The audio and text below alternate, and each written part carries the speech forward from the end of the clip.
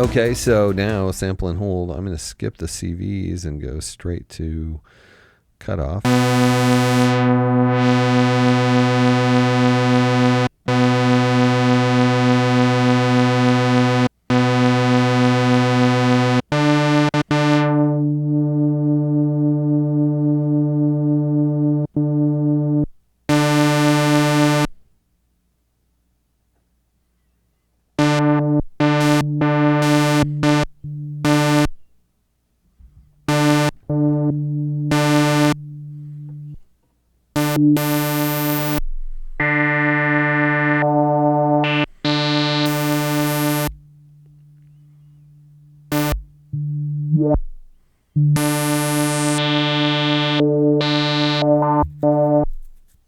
So that is really cool. And it looks like it has a lag. Which is really cool, because when you take a sample and hold, which is just different CV levels, random CV levels, if you add a lag to it, it becomes a variable waveform instead of just steps. And that is a really good modulation possibility.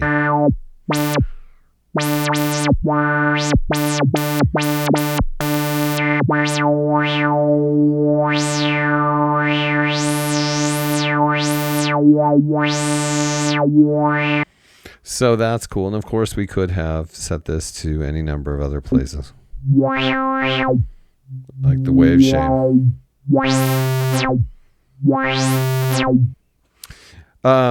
And so that's another possibility. And keep in mind, now you have the possibility of 3 different settings for sample and hold, because there's 3 different modulators, and they each could have different settings and different timings. And it gets very complex very quickly. So you also have that. And then lastly, a step. What this step means is you've got a modulator that is a sequencer. It's a sequencer designed to specifically be a modulator. Now, keep in mind that that doesn't mean that you can't use it as a typical sequencer as well. But let's just dig into this. Let's see if there's the destinations are. Yeah, I need to still zero out those previous settings.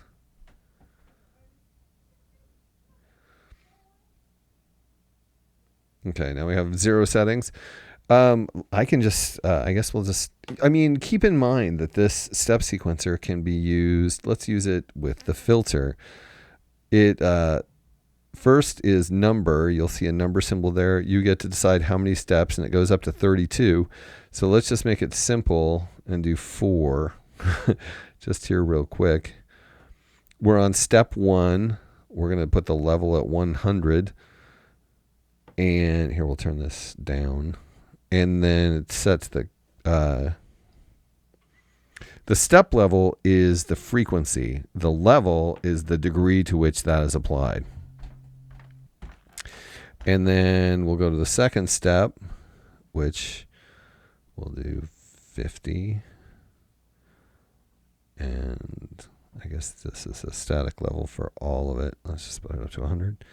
We'll go to the third step, which is where we'll set to 25. And then we'll go to the fourth step, which is we'll just have to set to 0.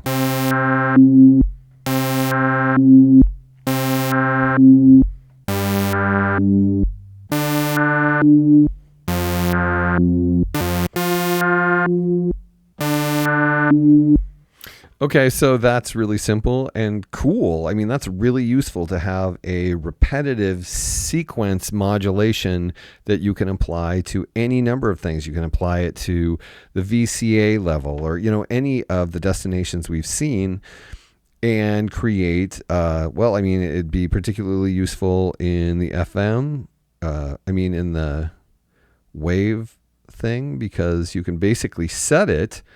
Think about it. You have a voltage that has 100 degrees.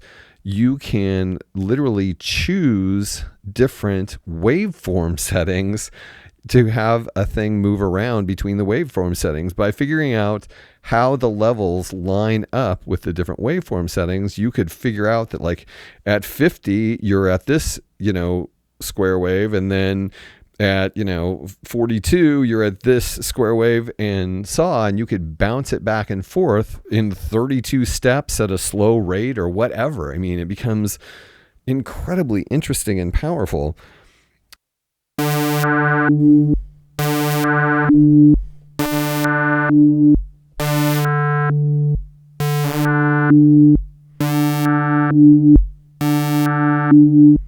It gets hard because I already have the filter set to change, so we're missing out on some of the frequencies that would help us define which wave shape we are currently on.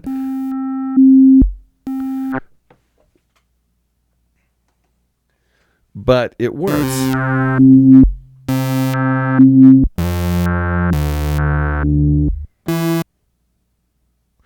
It's a fascinating thing. But yeah, okay, if you want to be boring, and I know you do, let us... Oh, I didn't have any of the...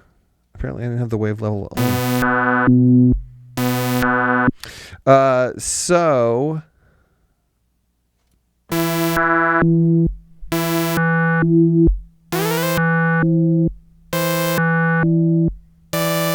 When you're using the wave, like some of these settings have the second oscillator, some of them just have the first oscillator, so you're going to get different note outcomes.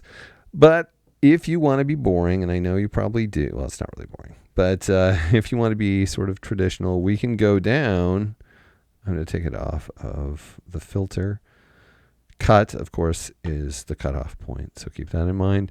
Let's go down to CV1, and let's apply this to CV1.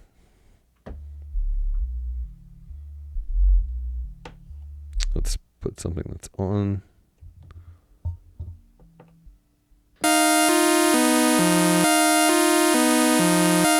Now you may okay, so we'll apply this to CV1. Now, I don't know what those intervals are, and certainly it's up to you to sort of find out where the levels are as far as the frequency of the various oscillators.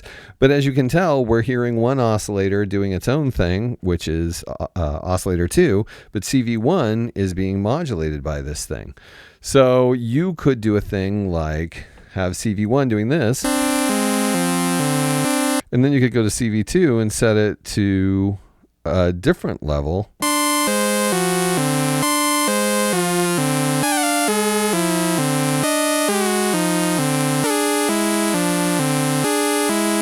And then you're basically sequencing both of the oscillators independently. So theoretically, although this one isn't set up for notes like the sequencer is, you can certainly find out the levels that hit the notes that you're looking for, and then you can independently sequence the oscillators to play whatever notes you want. So in a way, it becomes, in the sequencing realm, having the possibility of 2 notes at a time, 2 different frequencies. So that is really cool. And of course, you could direct, as you're directing the steps to those different oscillators, it could be directed to any of the other destinations as well, to the degree that you would like. So that is the modulator. And it is, I mean, I've shown you how it works and given you basic examples of application, but really the applications are almost modular in their extent. I mean, it's impossible to demonstrate all of the possible outcomes, but you can think right away. You're set, like if you set modulator 1 to LFO, that's what it's doing. You can't go through and set different outcomes with all of the different types, and that's why you have multiple modulators. So you basically choose what type of modulator you want it to be, and then you can direct that modulator.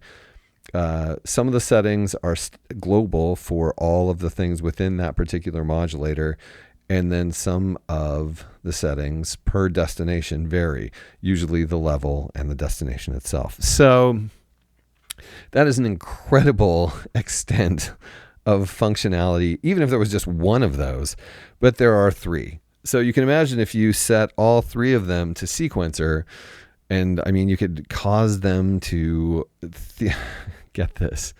You could actually sequence harmony. I should do it instead of tell it, but it would take a lot of time. So you set, a certain amount of steps in modulator 1, and you have your two oscillators in harmony, say, just playing like a C chord, then an F chord, and then a C chord, then a G chord, then a C chord. And you achieve that in 32 steps. And with each of them, they're a major third apart.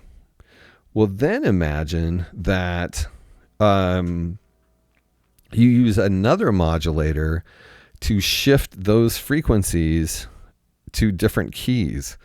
So you'd have, the 145 going in one key, but then you could shift it down with another modulator so that all of the frequencies are doing that same pattern of harmonies, the 145, but instead of being in C, you could be in F.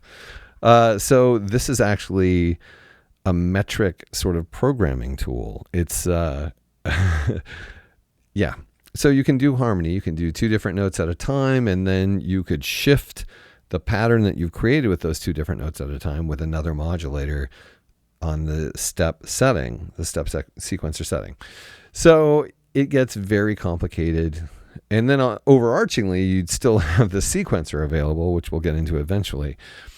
There's a lot of opportunities for incredible application. I can't even begin to fathom them. I'm not really the sort of mathematical person who does that sort of thing. But yes, this is very powerful for something this small and inexpensive. And it'll be interesting to see the sort of sequenced patterns or even songs that you could come up with by programming the two different